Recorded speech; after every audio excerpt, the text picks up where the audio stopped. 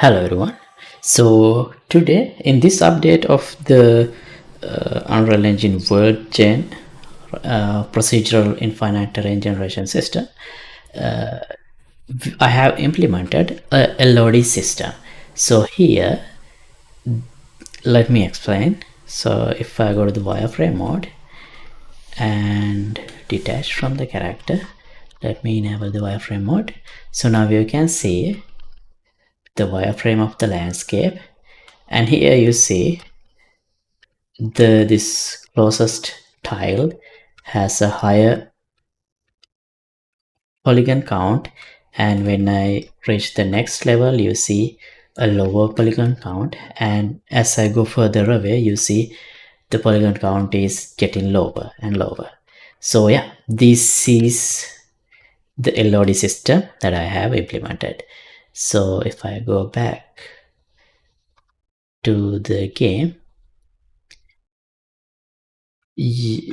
let me switch back to the shaded mode, and here now as the player moves around the world the LOD will be changed. Let me speed up the game a little bit so we can cross the boundary zone.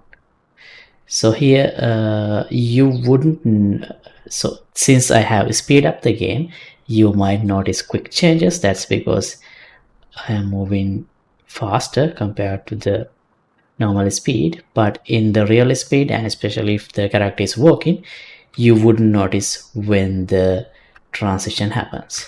So yeah, here is the current tile, and over there we have the lower resolution tile. Now this is how it is set up. If now under general settings you have, this is the, here you have the resolution, which is the base resolution, but here you can either enable or disable the LOD system. If you enable it, you have this LOD resolutions array. So here what it says is index 0 means the immediate tile that player is currently in, and you can define the resolution for that here. So resolution you can increase to even 256 as well, and index 1 means all other tiles that is adjacent to the current tile that the player is sitting on. So in this case, yeah, in this case, let me detach and move away and enable wireframe again. So this tile is the player's tile, so that's why it has the highest poly count. And here 256, you see the higher poly count is the 256 one, and the next one is 1281. But instead of doing it this way, I would recommend using the same resolution for both 0 and 1, because in that way when the player cross the boundary of the immediate tile there will not be a difference. So this is just to demonstrate. What I would suggest is actually this 256 256, and then go lower to 8 64, like that. So this would be better.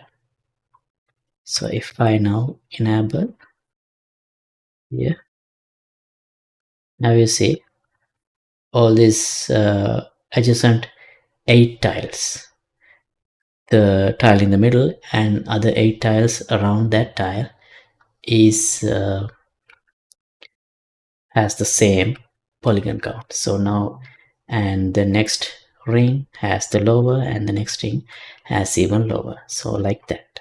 So yeah, that's all in this update. And as you know, we already fixed the texture resolution issue that we had.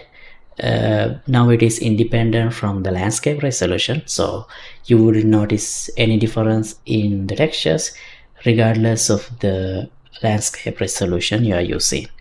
And also here, let me step it up a little bit and go to the ground.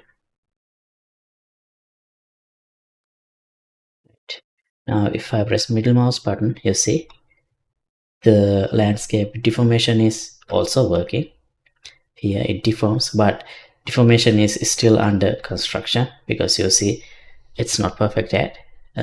This grass is not updated immediately, but you can deform the landscape in runtime like this. So yeah, those are the new updates I have in this version. So thanks for watching. As always, updated project files will be available here in my Patreon page and also will be released in Fab. Also, if you like to learn how to develop a system similar to this from scratch, my tutorial series is available in my channel, Unreal Engine 5 Runtime Terrain Generation. So I'll leave the link to everything in description below. Feel free to check it out. And don't forget to like and subscribe. Let me know if you have any questions in the comments. Goodbye.